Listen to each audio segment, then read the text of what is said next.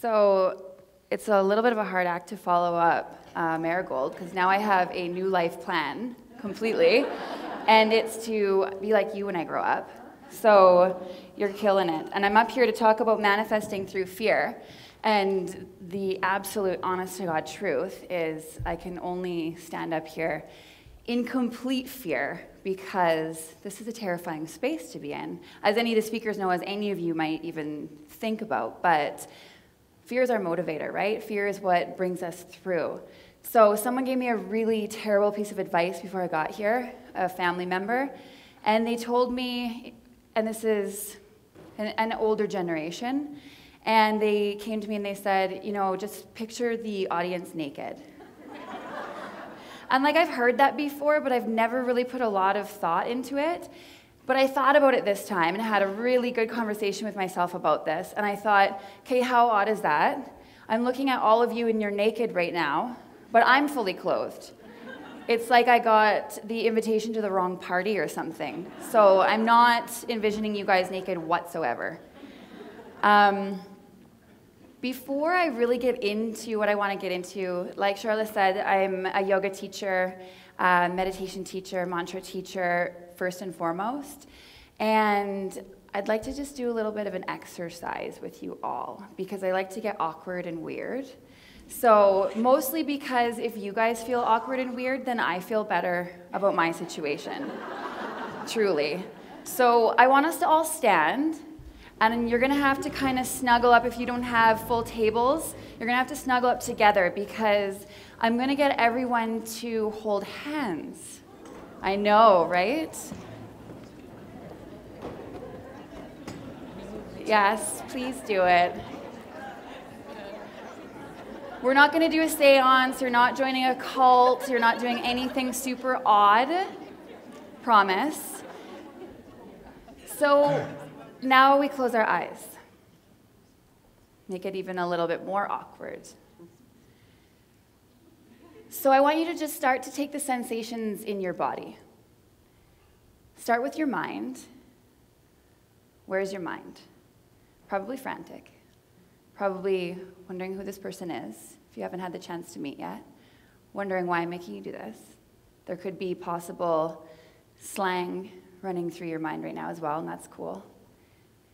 Start to take notice of your body. So your heart, possibly palpitating, beating a little bit harder. Maybe you're feeling a little flush to the chest, the neck, the cheeks. And now take notice of your breath. It's probably quickened. It's probably shortened. And all we're going to do in this place is take 10 breaths together.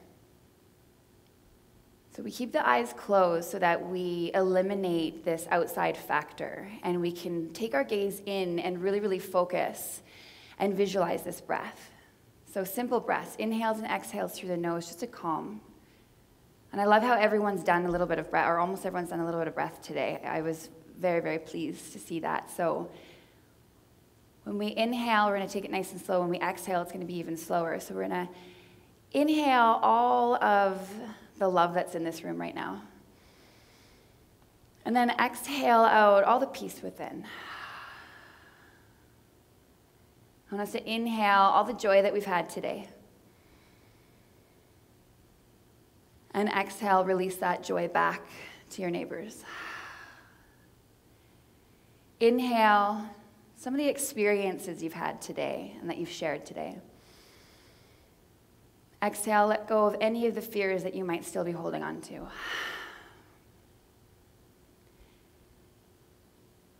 Take 3 more big inhales and exhales together. Maybe feel the breath of your neighbor. Feel the movement.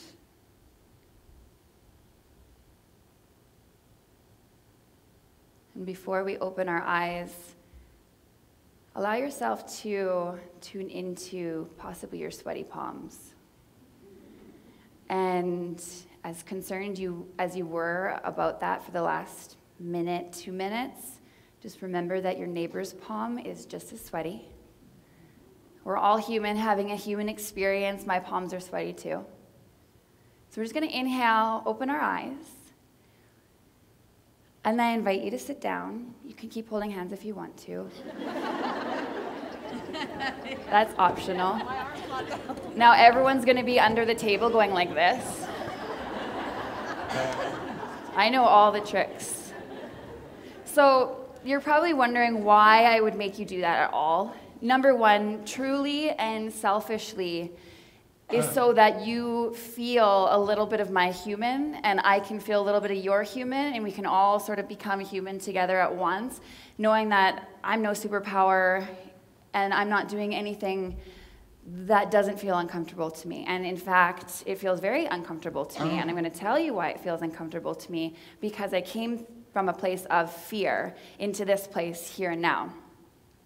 But mostly, I wanted you guys to really see and understand how quickly we can work ourselves from a place of fear. So for some of us in this room, that might have been terrifying. Me 15 years ago, I would have probably got up and went to the bathroom. I don't think any of you did, so congratulations and thank you. I would have left, for sure. That's without a doubt.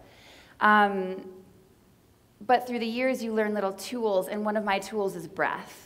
Breath brings you down from 100 to a 10, really, really fast. Breath controls our mind. Our mind can be wild and crazy, but our breath will be short and quick. You slow your breath down, your mind slows down. Everything slows down. So that's one of my tools through my anxiety, through my fear. It's my number one go-to. So I wanted to just show you guys an exercise that is super easy for you to be able to go to. If you're feeling fear or even just awkwardness or powerless about something, step aside for a moment, close your eyes, take your gaze in, and just feel your breath. You'll notice how your heart rate slows, how everything will start to slow down just because of breath. So I wanted to share something that wasn't part of my talk. I was pulling in here this morning at 7:30 this morning, and I'm frantically driving around, looking for parking, looking for the building, and I had a big smack upside the head from the universe of this like overwhelming flood of understanding and sort of this like irony, a universal ironic smack upside the head, we'll call it. So the last time I stepped foot on the grounds of Mount Royal is when it was still a college. So I'll be 37 years old. I came to college here at 18, so almost 20 years ago was literally the last time I was on the grounds here. And the last time I was here was the last time I ever attended a day of college here. And that day, I became a college dropout. Pretty proud moment at 18, right? So the last time I was here, I became a dropout. The next time I'm here, I'm on a stage and I get to share my story with all of you. It took 20 years, a couple decades to get there. But yeah, the last time I was here, I dropped out of college. So that was a pretty big moment for me this morning, and just so because I was actually happening to talk about that stage in life anyways. So rewind 1999. So this same year I enrolled to come to Mount Royal. I get accepted. I pack my horse trailer from my small town of Settler, Alberta, and I move to Calgary. And when I moved to Calgary, so I expected that my life would be an episode of Sex and the City. 100%. Because isn't that what all you city folk do? Like martinis every like Wednesday through Sunday with all of your beautiful, gorgeous girlfriends that dress in high fashion, high heels. You have copious amounts of money. You all have amazing jobs. You know celebrities. Literally, this is what I thought my life was going to be. I always knew that I needed out of the small towns and that I needed to come to the big city because I knew, oh, I'm that. I'm Sex in the City. I'm not small town. I can't stay here. Well, it was a big, huge, and again, smack upside the head because I got here, my life didn't resemble anything like Sex in the City. I became lonely. I knew nobody. My job sucked. I worked in a welding shop. So the only people I was around every day were middle-aged men that I didn't want to talk to anyways because we had nothing in common. And I've basically over 6 to 8 months dug myself into such a deep, desperate, dark hole that I didn't know how to come out of it. So I came here with the intention to live life, and real quick, I stopped living. So I dropped out of college because it was too much. I wandered the halls constantly thinking that people were talking about me, looking at me, judging me. I was weird. I was an oddball because I was from small towns, born and raised in small towns. I didn't know the city, everything. And I'm looking back on it, how egotistical. Really? Like, I think everyone at Mount Royal is talking about me. Nobody noticed me, ever. But this is where I went in my head, the creation that we can make in our heads, that everyone's judging us, everyone's talking about us, everyone is doing this, but really it's just us and that crappy little voice in our head. And this little voice in my head drove me down into such a deep hole that, again, I dropped out of college. I barely worked anymore, and when I did have time off, I would be hiding in my house. And that wasn't me, but I couldn't leave. I had a rock bottom moment, and that moment came late one night when I was starving for dinner. I looked around my house, I had literally nothing, because truly getting groceries was beyond what I could imagine, because there's people in there, and what are they thinking of me, and are they going to judge me, and I'm such a weirdo, and my clothes are strange, and I wouldn't get groceries, I wouldn't do anything. So I had no groceries, so I thought, okay, I'll get a pizza. I can do that, I can get a pizza. So I picked up my landline, because this is circa 1999, I picked up my phone, went to call a pizza place, put it down. Picked it up, went to call, put it down. I did this for probably half an hour. I was so terrified and so consumed by fear of talking to the person on the other end of the phone that I couldn't order the pizza. And what was even more terrifying was the fact that there was going to be a stranger, some dude I didn't know, showing up at my house. No one's even been to my house at this point because I would just sit in there by myself and barely leave. So having this stranger show up to my house was too much. I went to bed hungry, and I woke up the next day more hungry, and I hit my rock bottom that day. I'm now a college dropout. I can barely go to work. I have no friends, and I can't go to the grocery store to buy myself food or even talk to the pizza guy. Like, who is this? And I made a decision that day that I had to make a shift and I had to make a change, and it was going to come really slow and soft, but it had to come because I couldn't do this anymore. I came here to live, and I wasn't living anymore. So that day, I forced myself to get out of my house, walk about a block to a coffee shop. I walked to that coffee shop, and I forced myself to sit there and have a coffee and read the newspaper, because this is before you could drown your face in a screen. If I could have done that, I would have absolutely been drowning in a screen for sure. But I couldn't do that. So I made myself read the whole newspaper, not slam the coffee, not run to the coffee shop, but slowly sip the coffee, read the entire newspaper, and then I made myself slowly walk home, even though I just wanted to dart and run. And I got home and something happened. I got home and there was a little bit of a smirk on my face, a little bit of a smile on my face.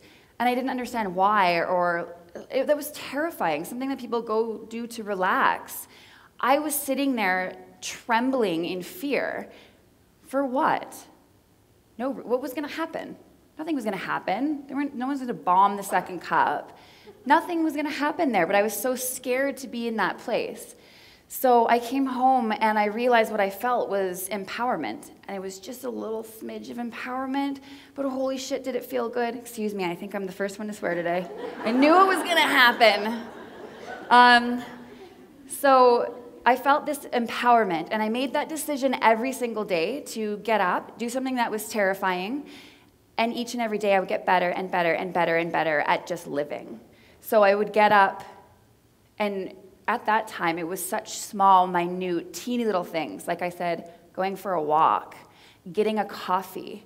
I made myself order the frickin' pizza, and I even talked to the pizza guy. So these small things eventually led down to jumping out of airplanes, starting now at this point in my life 4 businesses, being an entrepreneur since 21, bungee jumping, traveling the world alone, swimming with sharks.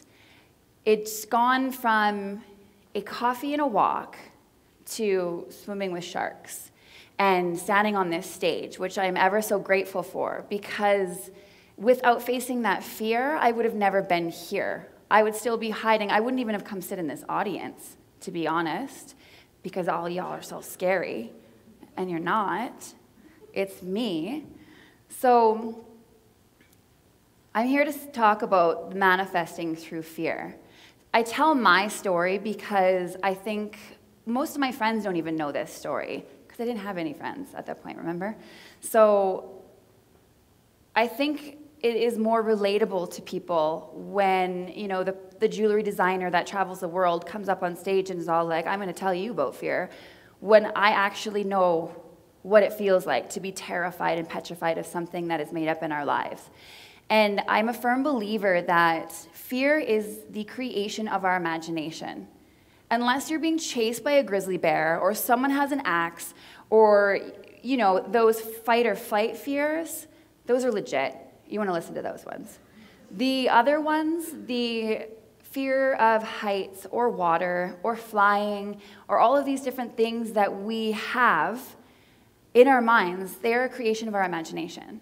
When we really get to the bottom of these things, like flying, for example, yes, okay, we could crash, but you're more likely to crash in a car, right?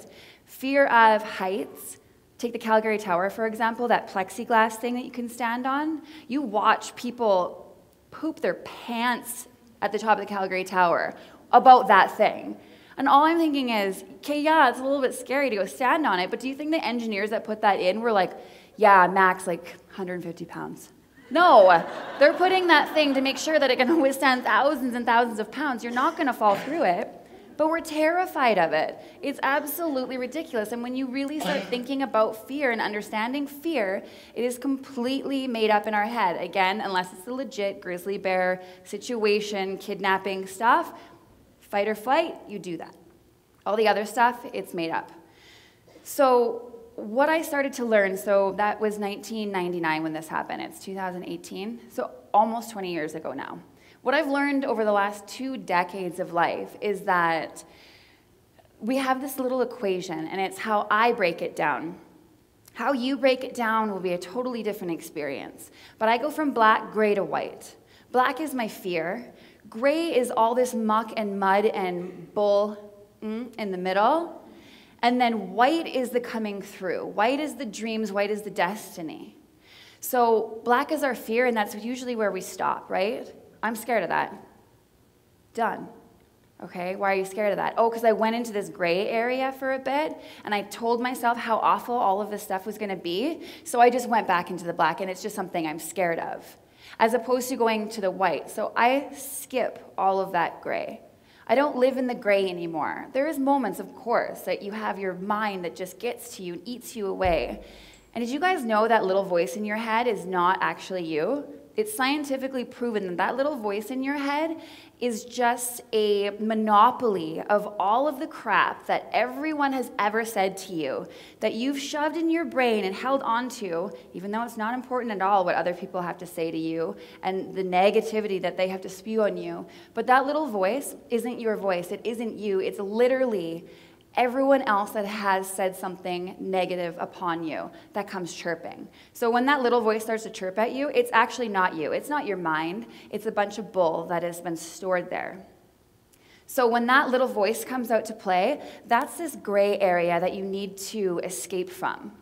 And we go through to the white. So how do we do this? I have a fear right now, but I want the dream. And by the way, all dreams are fueled by fear. What dream isn't scary? Honestly, dreams that come true are, a rise to fame, or a getting on a stage, or a singing in public, or asking for a raise or a promotion. There is always fear associated with dreams. So imagine if you got rid of fear, you live dreams. You just need to eliminate the gray. You need to eliminate that voice. So when I feel fear, I go to that place that we started, close my eyes, I take some breaths, I imagine myself in the white. What does that look like? So say it's starting a business.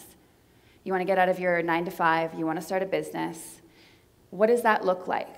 How does it make you feel to already be there? Already achieve it.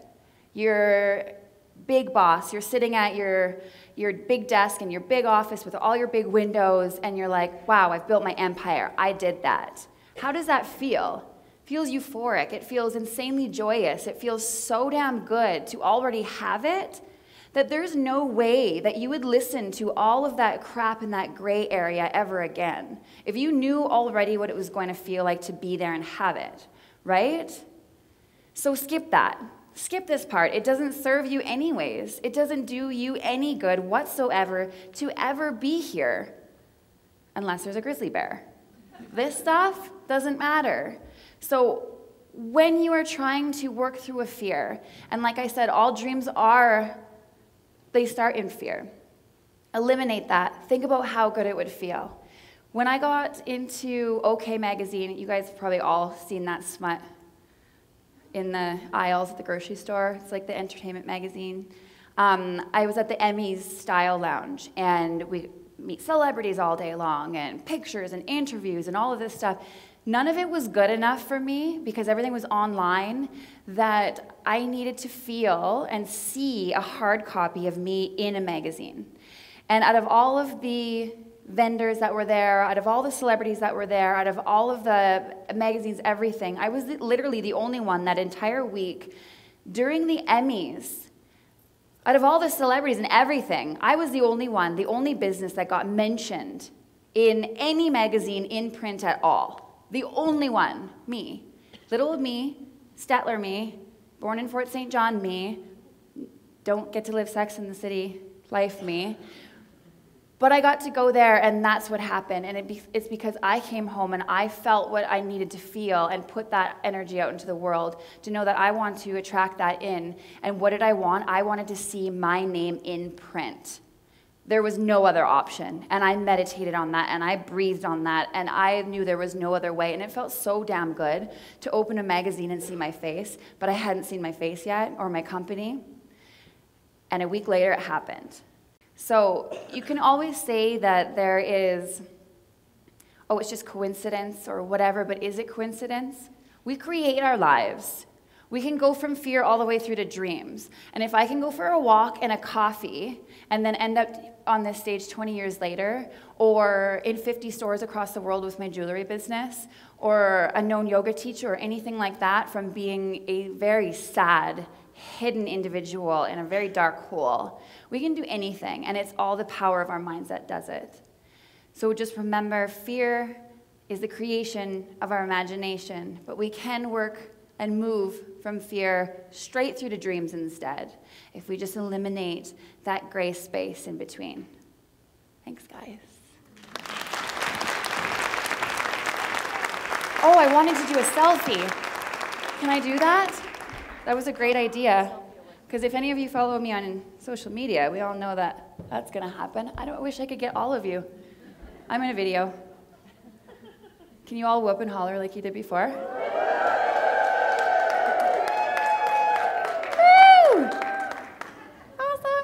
Thanks, guys.